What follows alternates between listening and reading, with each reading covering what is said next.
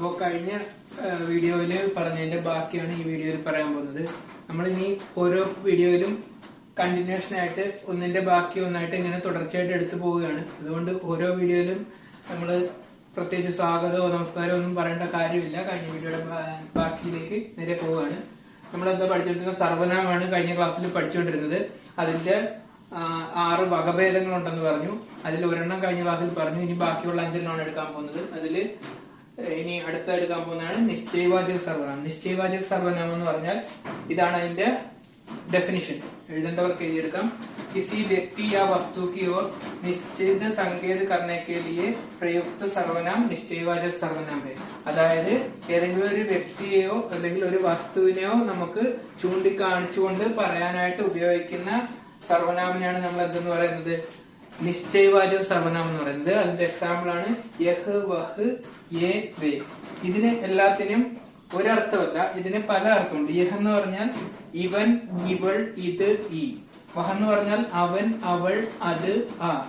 യേ എന്ന് പറഞ്ഞാൽ ഇദ്ദേഹം, ഇവർ, ഇവ. വേ എന്ന് പറഞ്ഞാൽ അദ്ദേഹം, അവർ, അവ. അപ്പോ എല്ലാ അർത്ഥവും ഇതിനകത്ത് വരത്തില്ല. ഇവിടെ നമ്മൾ എന്തിനാ പറഞ്ഞിരിക്കുന്നത്, ഏതെങ്കിലും ഒരു വസ്തുവിനെ വ്യക്തിയെ ചൂണ്ടിക്കാണിക്കാൻ വേണ്ടി ഉപയോഗിക്കാന്ന് പറയുന്നത്. അപ്പൊ യഹിന്റെ ഏതർത്ഥമായിരിക്കും ഇവിടെ വരുന്നത്? ഈ എന്ന് പറയുന്ന അർത്ഥം വരും. വഹിന്റെ ആ എന്ന് പറയുന്ന അർത്ഥം വരും. അങ്ങനെയാണ് ഇതിന് അർത്ഥം വരുന്നത്. ഏക്കും അതുപോലെ തന്നെ. നമ്മൾ പറഞ്ഞത് ഇദ്ദേഹം, ഇവർ, ഇവ എന്നാണെങ്കിലും ചിലപ്പോ ഒരുപാട് ഒന്നിൽ കൂടുതൽ സാധനങ്ങൾ ഉണ്ടെങ്കിൽ അതിനെ ചൂണ്ടിക്കാണിച്ച് പറയുമ്പോൾ എ എന്ന് ഉപയോഗിക്കും. പക്ഷെ അവിടെ അർത്ഥം എന്ത് തന്നെ, ഈ എന്ന് തന്നെയാണ് വരുന്നത്. വേ എന്ന് പറയുമ്പോൾ ആ എന്ന് തന്നെയാണ് വരുന്നത്. വഹിനും ആ എന്ന അർത്ഥം കിട്ടുന്നുണ്ട്. വേയ്ക്കും അതേ രീതിയിൽ തന്നെ ഉപയോഗിക്കാറുണ്ട് ബഹുവചനം വരുന്ന സ്ഥാനത്ത്. അപ്പോ ഇത്രയുമാണ് ഇതിന് എക്സാമ്പിള്. പിന്നെ ഇവൻ എന്നുള്ള വാക്കും ഇവൾ എന്നുള്ള വാക്കും എവിടെ വന്നിരുന്നു? നമ്മള് കഴിഞ്ഞ സർവനാം പഠിച്ചപ്പോ അതിൽ പറഞ്ഞിട്ടുണ്ട്. യഹ്, വഹ് എന്നൊക്കെ പറയുന്ന വാക്കുകൾ എക്സാമ്പിൾ ആയിട്ട് അവിടെ പറഞ്ഞിട്ടുണ്ട്. അപ്പൊ അതിന് എന്ത് അർത്ഥം വന്നെന്ന് അതിൽ ഞാൻ വ്യക്തമായിട്ട് പറഞ്ഞിട്ടുണ്ട്. ഇനി ഓരോ വാക്കിന്റെ അർത്ഥം വ്യക്തമായിട്ട് മനസ്സിലാക്കുന്ന രീതിയിലുള്ള ഒരു വീഡിയോ സെപ്പറേറ്റ് വേറെ ചെയ്യുന്നതായിരിക്കും. ഓരോ വാക്കും നമ്മൾ ഉപയോഗിച്ചിരിക്കുന്ന സർവനാം ഏതൊക്കെയാണ്, അതിന്റെ അർത്ഥം ഏതൊക്കെയാണെന്നുള്ളത് അർത്ഥം മാത്രമായിട്ടൊരു വീഡിയോ നമുക്ക് വേറെ ചെയ്യാം.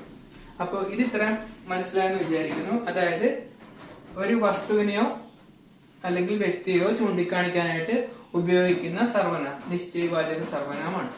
അതായത് എന്താണ്, ആ ബോർഡ്, ഈ പേന, അങ്ങനെ ഓരോന്നും ഇവിടെ ഉള്ളതിനെ ചൂണ്ടിക്കാണിക്കാൻ ഈ എന്നും അവിടെ ഉള്ളതിനെ ചൂണ്ടിക്കാണിക്കാൻ ആ എന്നും ഉപയോഗിക്കും. അതിനുവേണ്ടി ഉപയോഗിക്കുന്ന സർവനാമാണ് എന്ത്, നിശ്ചയവാചക സർവനാമം എന്ന് പറയുന്നത്. ഓക്കെ.